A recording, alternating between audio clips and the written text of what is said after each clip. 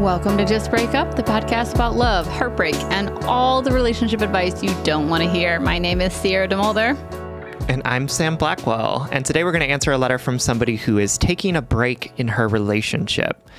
But before we begin, we just want to give you our Surgeon General's warning, which is that Sierra and I are not licensed mental health practitioners. No, we are definitely not. We are not professionals. We are not trained in any of this. So please take our advice as you see fit in your life. We are only here to offer our humble musings to hopefully shed some understanding and maybe some laughs about the incredibly rewarding but mostly confusing experience that is love. All right, let's get into today's letter. Okay. So today's letter comes from Anonymous, whose pronouns are she, her, who is writing from the void. Hello, my lovelies. I am going to get right to the point if that's okay. Have you ever done an episode about taking a break in a relationship? I don't mean breaking up, and I don't mean the Ross and Rachel we were on break version. I mean taking intentional and boundaried time apart. Do relationship breaks work? Here's the long version. My partner, he, him, and I have been together for almost 2 years. Generally, we've been happy with each other, but we've struggled with some consistent issues throughout the relationship relating to our different mental health journeys. About a year before I met him, we can call him Henry, I experienced the deepest depression of my life and sought treatment in an intensive outpatient program. Since graduating from that program, I have worked really hard to continue to grow and maintain my health, and currently, I'm doing the best I ever had. Like recently, I took a depression inventory with my doctor and I scored mild depression. Mild! I'm basically thriving, you guys. Sadly, my partner is not doing as well. He has continually struggled with depression and other mental health issues, and rather than directly addressing them, he usually works through his pain. His work requires a fair bit of travel, which is also hard on his body. This week, he reached a breaking point and is choosing to take medical leave to seek treatment. While I'm thrilled and relieved he's seeking help, I'm also sad knowing he's feeling this low. And I am pissed as hell at him. I feel like the last year or so I've been at sea alone in our relationship. Have you ever loved someone who's suffering and not known any way to help them? It's intensely lonely. I feel like I've tried everything in my toolbox to support him, and I'm in therapy school, not to brag, but I have plenty of tools. You can't help somebody to heal who's not willing to put in the work themselves. He doesn't know how to identify or ask for what he needs, and I'm exhausted from trying to read his mind. This week, I reached the end of my rope. I was going to send him a letter begging for couples counseling when he told me his plans for taking leave. To be honest, it felt like a gosh darn miracle to know that he's realized he needs support to rest and take care of himself. In addition to the leave, he told me he needs to take a break from this relationship so he can focus entirely 100% on himself and healing. I actually think this request makes a lot of sense. I said yes with conditions. 1, he has to follow through on getting treatment. And 2, we need to go to at least one counseling session to get support in creating the boundaries for the break and to make a plan for when we come back together. We're clear that there will be a designated checkpoint date when we reassess and that we will remain monogamous throughout the break. I have a lot of hope that this could offer us a new beginning. I feel really good about our plan so far. What I'm struggling with most is that I am so fucking sad that this is our reality. I've always wanted to move at a faster pace than he's been able to go. I have a higher sex drive. I'm more mentally healthy, so I do my best to guess at and accommodate his needs. I feel like I've spent the bulk of our relationship making myself smaller to make space for him and his dysfunction. Obviously, I'm not perfect. There are definitely times when I've messed up or that he's needed to make space for me, but he'll always do so at his expense, and weeks later, I'm stuck paying the karmic price. I want him to get better. I want him to feel healthy. I want to see him thriving, and I want years with him. I want to weave my life with his, and I want to have a real teammate. I guess my question is that future possible? Will this break serve us in that way? Or are we delaying the inevitable? Despite the issues we've had, he really does care for me and I feel very loved. I've grown so much in the last 2 years, and a lot of that is because of his support. I want to be here now to support his growth. I'm just so sad and so scared that it won't happen, that he won't heal enough to be in this relationship in the way that I need him to be. I feel ashamed of my anger at him. I feel so proud of him for taking this step. I'm so hopeful and so scared and so relieved and so sad. but I deserve a partner who can be a part of weaving our lives together. Do relationship breaks work? And how do I hold myself together enough to get through one? Sending much love, Anonymous. Oh, Anonymous, thank you so much for writing and trusting us with this letter. I am thrilled to talk about breaks again. I'm sure we've talked about them in the 5 years of Just Break Up. I'm confident we have, but I don't know which episode. Because we have a poor organizational system. Yes, we do. Absolutely. And I also think none of us have any degrees in library science either. So take that with our Surgeon General's warning. I also think that this is a particularly interesting letter because of how they planned it. Really, it sounds like that there are these really strong stipulations, and I'm interested to hear your thoughts on breaks and these agreed upon boundaries. We are going to offer, like I said, our musings, our perspective, maybe some advice on how to move forward during this period of your relationship. But first, we are going to take a very brief break. All right, everyone, welcome back. We are talking about breaks this episode, and I think it's going to be interesting because I feel like when we started this podcast, the two of us would probably have been like, oh my God, don't take any breaks. Like, that's just like, you're just going to break up. You're delaying the inevitable. And now like 5 years in, where we've both done like a lot of like self-compassion and like understanding of people's journeys. Yeah, absolutely. I'm more like, yeah, well, let's look at this in a more nuanced way, as always. Yeah. I actually have always been pro breaks, but I think back in 2018, whenever we started this podcast, I would have said that I think a lot of people use them to get out of their relationships because they don't want to be direct about breaking up, or they want to like sleep with somebody else and they don't want to, the sunk cost fallacy. Which I think is like still true. Oh yeah. I think that's back actually then I would have been bolder. True. I would have been like, they just want to fuck somebody else, girl. You know what I mean? But now, as like a more, grown person, I would say that I 100% believe breaks can be beneficial and harmful to relationships, depending on the parties involved, depending on the mutual agreements, the shared vision for the outcome. To ease your mind, it's almost like any other choice in your relationship. It's either going to work or it's not going to work. I love that. It's a description of literally every choice that we make. It's either going to work or it's not. I've grown more profound in the years. I know many couples that took breaks and it worked for them. And I also know couples that it didn't. It turned things, the volume of toxicity was turned up, or they were when they did decide to get back together, they were saddled with so much baggage from the choices they made from the time that they were separated, and they couldn't get over that baggage. Not to mention the conflicts that made them go on a break in the first place. So you are you're in like a field of landmines, but on the other side of the field is potential. Like, I do really believe 1 in 10 breaks totally work. I have no idea about that statistics. Anyway. So that's how I feel. Anyway. What about you?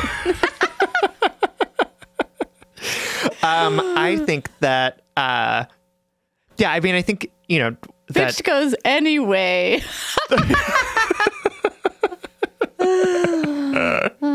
so I think funny. that Sierra's right. That breaks can be effective tools. I don't like the metaphor of us walking through a field of landmines to get to our a future, but all right, do a better one. No, it's like I'm not going to. Okay. I'm trying to use fewer metaphors in this podcast because they always go off the rails.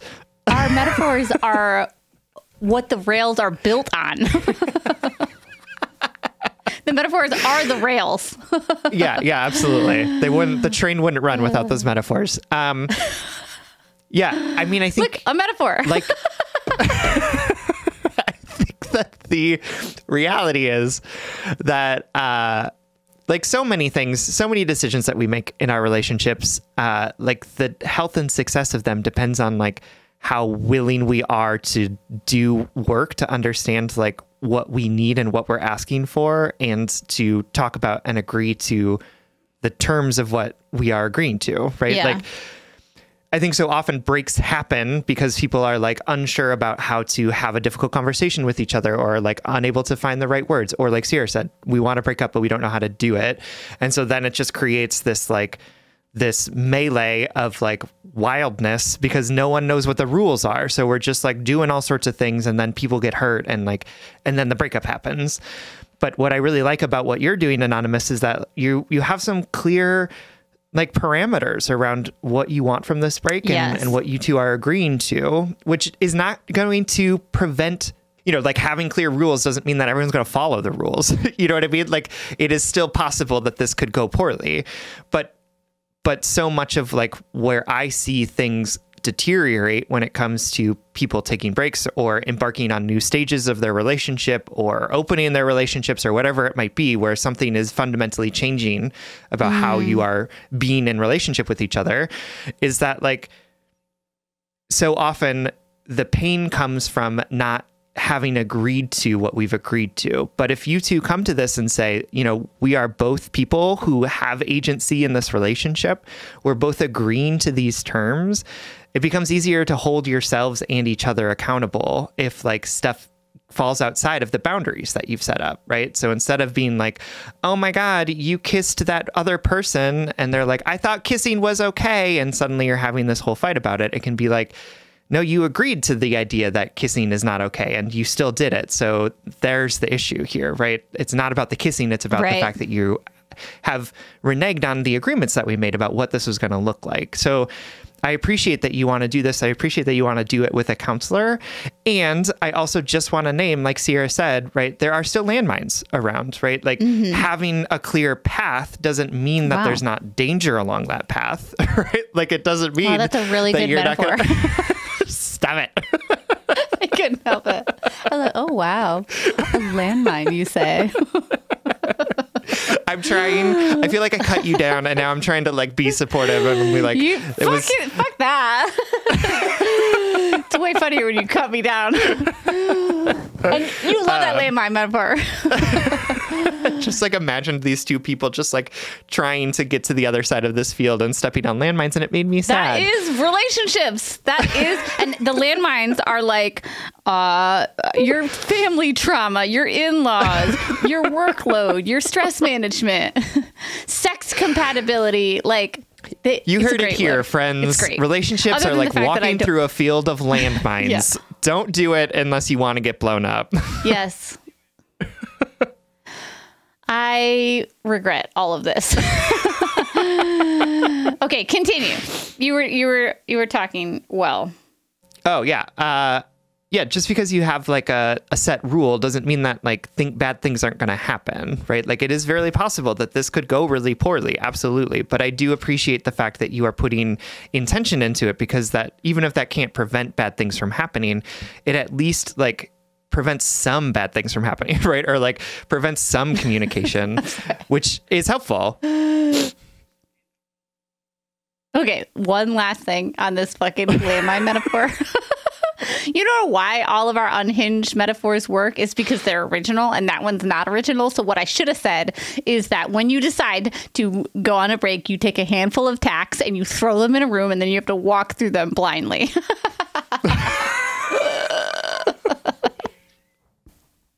Okay, great. At least it's more original. Do you know what I mean? Are you wearing shoes, or are you barefoot? Depends. How much have you communicated about your boundaries and expectations? That's the shoe. Oh my God. Okay. Sorry, guys. We are becoming unhinged today. I will continue this and say, the one thing that stood out for me in your letter in terms of something to be aware of is, I would like you to in your mediation work, whether with a counselor or by yourself, I'd like you to agree on the outcome, as best as you can right now in the moment. Like, are you saying that the goal is you come back together? Or are you saying the goal is you come back together and you reassess your relationship?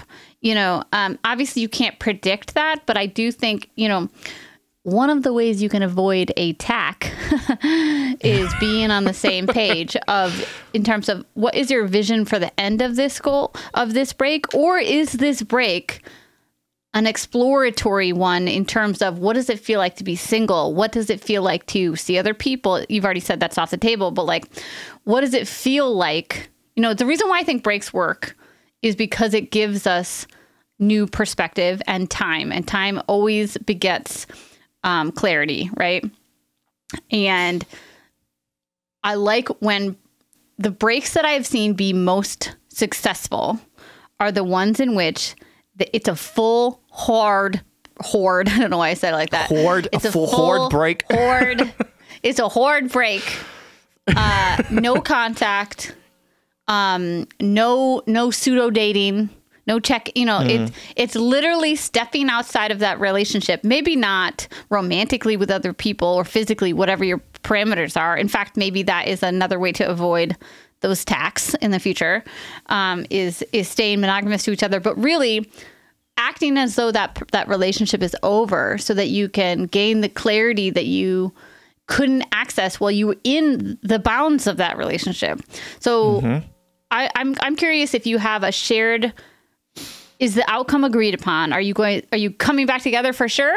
And you're like going to just get back together and that's guaranteed? Or are you in agreement that you're going to come back together and assess what you learned over the break? Because that's the purpose of the break.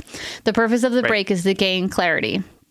Yeah. And the other thing is, I do commend you for all of these stipulations and,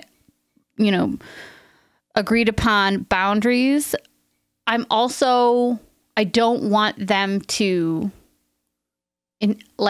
prohibit you from having that hard break, from really taking that space away from each other. So I'm wondering if you can strike the balance between, these check-ins or this facilitated mediation and a chunk of time where you can focus on yourself and focus on what you were bringing to the table in that relationship, what you were taking from the table in that relationship. Space is so important, and space doesn't always work when you're going to talk to somebody in 7 days or whatnot. You know what I mean? Yep. Yeah, absolutely. Absolutely. And, I think Sierra is right that the clarity comes from this intentional parting from each other. Right. And I think it's great that he is going to be doing this because it sounds like your partner, needs some time and hasn't spent a lot of time doing the internal work to figure out what's important to him.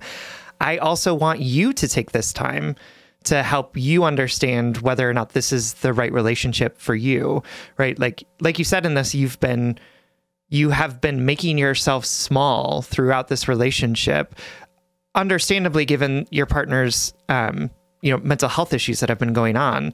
But I also want you to be thinking about is it worth me making myself so small in this, right? Is me taking this break a chance for expansion, or is me taking this break another opportunity to negate what I need out of this relationship in pursuit of whatever it is that he wants? And I don't know that answer is going to be an easy or cut and dry, clear answer, but my concern for you is that you've spent so much of your time trying to create enough space around him that he can sort of exist in the way that he needs to, that I don't want this to even be another thing that you do to create more space around him at the cost of what you need out of this relationship. So I hope that you're using this time to also do the self-work that I think that would be helpful for you.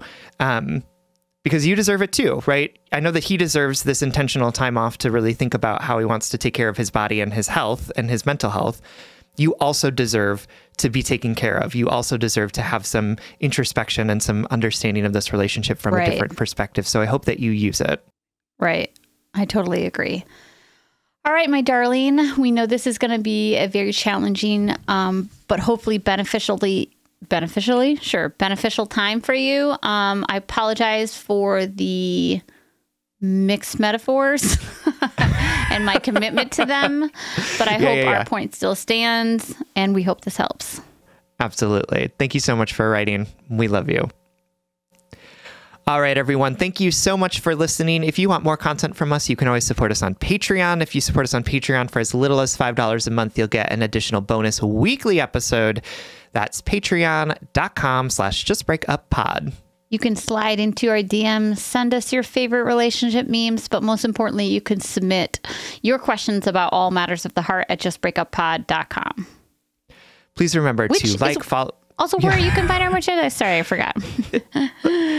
Please also remember to like, follow, subscribe, give us a 5-star rating and review. This literally keeps our mics on and helps us reach more brokenhearted souls who need two random strangers giving them relationship advice. Just Break Up is a production of Duvid Media, original music, recording, editing, producing, all magical things by our good friend Spencer Worth Davis. Make sure to check out his podcasts and music. And remember, change happens with a certain level of discomfort. Not suffering, not abuse or toxicity, but change is growth, and change requires a small amount of discomfort. Lean into it. This is a period of growth and change for all of us. And if all else fails, just break up.